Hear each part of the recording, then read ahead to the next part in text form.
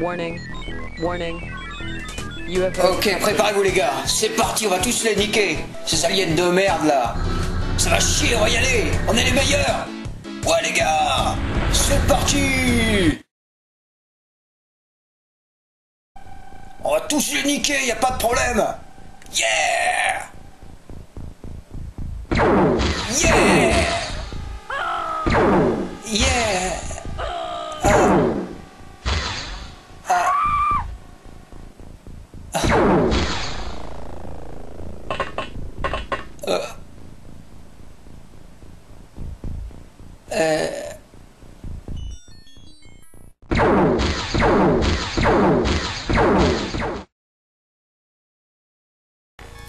Alors UFO Unknown ou XCOM UFO Défense, selon le pays, pour ceux qui n'ont aucune idée de ce qu'est ce titre, est ce qu'on pourrait appeler un classique. Un jeu culte au même titre que Civilization.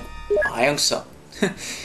Microprose éditeur au parfum particulier qui inspirait grandeur et intelligence entre les civilisations ultra pointues. Alors exemple, avec ces simus il y avait du tank, de l'avion, de l'hélico. Et quand on avait un jeu Microprose, on pouvait être sûr de tomber sur un jeu PC complexe et intéressant.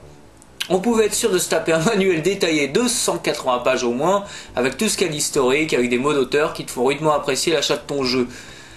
L'époque 1990-1995, à peu près, était une période charnière pour le PC. Autant pour les jeux de rôle avec la série des Might and Magic, les simulations avec les dérivés F-15 Strike Eagle, F-19, F-117A et Hot Gunship 2000, enfin j'en oublie au moins une dizaine, si ce n'est plus.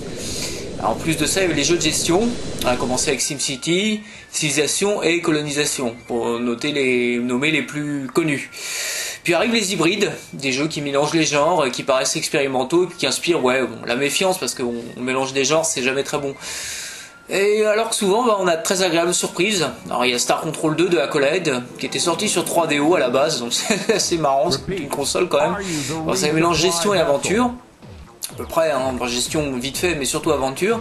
Et Master of Magic qui lui ne se contente pas d'être un bête ersatz de Civilisation, Sorcery Fantasy. C'est la même présentation de Civilisation, mais en plus de ça, c'est qu'il rajoute des éléments propres au jeu de rôle, un système de magie, un système d'expérience, de sorts et surtout des combats tactiques. C'est à partir de ce genre de jeu qu'on puise l'essence de UFO Unknown. C'est un mélange savant de plusieurs styles, gestion tactique avec une pincée de jeu de rôle, un titre à la fois simple dans son principe de jeu et complexe dans son exécution. Bon, vous ne connaissez pas UFO? Non, franchement, je vous envie. C'est quelque chose à découvrir, j'ai loupé le coche à l'époque, à la sortie du jeu. Il était descendu par Joystick. Il disait ouais UFO c'est moyen et tout. Quoi? C'était un peu ma bible des jeux vidéo et franchement j'aurais pas dû les écouter. J'ai découvert ce jeu par hasard chez un pote. Il avait la PlayStation et on devait jouer vers 95-96. J'ai vu le jeu 1 heure et immédiatement j'ai flashé. C'est une idée toute conne, hein. C'est des aliens qui envahissent la Terre. Alors derrière il y a une gestion d'unités, des équipements pour affronter les aliens. C'était the tip of the iceberg comme on dit, parce qu'il y avait plein d'autres choses derrière. C'était ce mélange gestion tactique bien relié avec une ambiance bien rendue qui m'avait vraiment séduit. Alors le jeu est simple.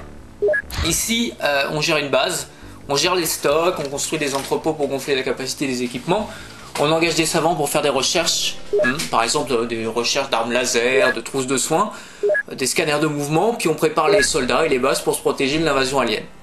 L'idée est toute basique, on choisit où on construit sa base. Parfois, vous attendez les jours, et puis il y a des soucoupes volantes qui survolent la Terre, et il faut forcément les intercepter puisque c'est le rôle de l'unité XCOM. Si le vaisseau est détruit, le vaisseau alien est détruit, on passe à autre chose. Si par contre on l'endommage et il se crache, on l'endommage, du coup il n'est pas détruit, il se crache dans la campagne, et là il faut faire une inspection des lieux, tuer les survivants aliens et récupérer les pièces du vaisseau alien pour des nouvelles recherches scientifiques. Alors dans UFO, il y a plusieurs types de missions qui se présentent à vous. Exploration de vaisseaux, protection des grandes villes, mission dans des bases aliens pour finir à la fin sur Mars. Les cartes de combat sont gérées aléatoirement, ce qui permet d'éviter la répétitivité au niveau des décors. Et voilà. J'ai résumé le jeu, mais bon, ce qui fait qu'il est bien plus passionnant qu'il en a l'air, c'est dans sa gestion, sa partie gestion tactique. Ici, on équipe les soldats aux petits oignons. Alors, lance-roquettes, grenades assommantes, fusils, et plus loin dans le jeu, si les recherches scientifiques ont bien avancé, vous pouvez utiliser l'arsenal alien, des fusils à plasma aliens, des combinaisons volantes aliens, des armures avancées aliens, etc. Tout est géré au millimètre près. vous devez gérer votre budget, satisfaire la plupart des pays qui vous financent, et donc si les pays vous financent, c'est qu'il faut être irréprochable à tous les niveaux. Efficace, et surtout éviter les morts des civils et les morts de vos propres unités. Donc c'est pas tout de gagner, de tuer tous les aliens, faut aussi bien faut le faire assez proprement. C'est pas envoyer les tanks, lance-roquettes et tirer dans les bâtiments parce qu'on risque de tuer les civils. Là c'est pas bon.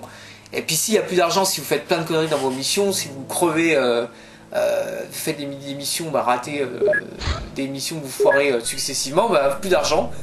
Les pays sont pas contents, il n'y a plus de possibilité. Alors quand vous avez plus d'argent, il n'y a plus de possibilité de construire de nouvelles installations, il n'y a plus de possibilité d'acheter de nouvel équipement, de construire de nouveaux objets, de payer les scientifiques, les techniciens et les soldats au niveau des salaires. Et après, game over, c'est fini. Hein. C'est fini. Ou ça peut être game over aussi si vous laissez les aliens continuer à envahir les zones. Là, ils les envahissent, ils prennent les continents sous contrôle alien et c'est fini. Alors, il faut une known. On part d'une base simple. C'est une idée basique, mais elle est parfaitement maîtrisée. Qui présente aucun scénario. Votre scénario, c'est vous qui le faites. C'est vos soldats, vous pouvez les renommer. Ils montent en grade et en compétences au fil des missions. Alors, chaque soldat a ses capacités propres, hein. C'est la précision de tir, bon, voilà, la visée, hein. La force qui par exemple permet de porter plus de munitions, et les armes lourdes, hein, pour la force. Le courage, par exemple, si la mission tourne mal et que les morts se succèdent lamentablement, au lieu de flipper et de pisser sur votre combi, là vous prenez votre courage à deux mains, c'est le cas de le dire, et vous continuez la mission de la manière la plus posée. Et la compétence réaction pour votre capacité de précision et de perception et de réaction. Justement, si un méchant alien se présente à vous, là si vous avez une bonne réaction, vous direz oh il y a un alien, tu tires, tu le tues. Et si tu as une réaction pourrie, il y a un alien, il te tue. La partie tactique a un système très simple, au tour par tour. Vous avez des unités de temps, en moyenne 50-60 pour les nouveaux soldats. Ici, pour vous déplacer, vous accouplir, ouvrir des portes, réarmer votre fusil, ramasser un objet, soigner un camarade, tout cela demande des unités de temps. Tout comme le tir de vos armes. Si vous voulez un tir visé automatique ou instantané, évidemment le tir visé vous demande plus d'unités de temps et vous réduira le nombre de déplacements restants et utilisés au cours du tour. Une fois le compteur à zéro, votre personnage ne se déplacera plus. Et quand tous vos personnages ont épuisé ou conservé les unités de temps, c'est au tour des aliens de se déplacer, de tenter de vous ossir et ainsi de suite. Il y a tellement de subtilités dans le jeu. Déjà, il est difficile. Il demande que vos déplacements soient intelligents, réfléchis, autant au niveau de la gestion des équipements et des assignations de votre escouade, selon le grade et l'importance et les compétences de ces derniers évidemment. Il est indéniable, vous serez attaché à certaines de vos unités, autant pour leur expérience et que pour la plupart des actions héroïques qu'ils auront effectuées au cours du jeu. C'est justement là où le jeu excelle, littéralement, mais vraiment, voilà, malgré tout le système aléatoire, parce que tout est aléatoire, les ennemis sont placés aléatoirement, les décors sont aléatoires, les invasions aliens sont plus ou moins aléatoires, il y a une intelligence artificielle extrêmement bien conçue.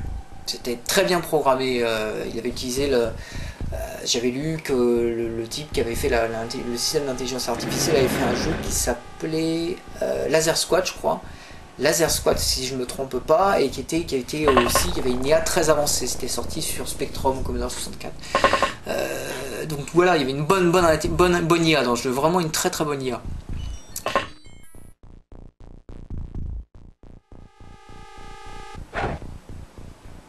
Alors votre équipe sera amenée à réaliser des prouesses inattendues. Sauvetage in extremis, par exemple, là c'est genre tu sauves la mission. Un mec qui peut vraiment faire tout le truc quoi. Alors c'est pas forcément des compétences géniales, mais voilà, il fait des trucs géniaux. Et il y a un soldat par exemple, moi j'ai eu des situations comme ça, il y avait un soldat qui restait seul, il était tout seul, il était pas forcément balèze. Et après la mort de 10 de ses coéquipiers, genre ils se sont fait contrôler et tout, tuer, brûler, enfin ce que tu veux. Il reste plus qu'un mec, et voilà, il est là, il flippe et puis il finit quand même par tuer le reste des aliens. Non, franchement, pour ceux qui ont déjà fait les XCOM, ça a forcément dû vous arriver ce genre de choses. C'est ça la force du jeu, c'est l'inattendu par l'aléatoire. Il se passe toujours des trucs complètement abracadabra. Le premier épisode de la série XCOM a amorcé un nouveau genre. Il a servi d'inspiration pour d'excellents titres comme Jagged Alliance 2.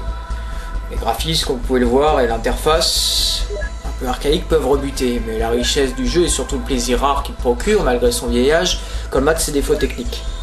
Ce jeu est considéré comme beaucoup comme un titre majeur, original, simple, efficace et intelligent. Les deux suites n'ont pas réussi à faire mieux. Le premier a lancé le principe et les suites n'ont servi qu'à faire perdurer et complexifier la série. Personnellement, c'est un des meilleurs titres que j'ai pu faire sur PC, toute époque confondue, et jamais ce titre baisse dans mon estime. Il se trouve à 5 € sur Steam, et il y a moyen de rendre ce jeu aussi fluide que la version DOS de l'époque.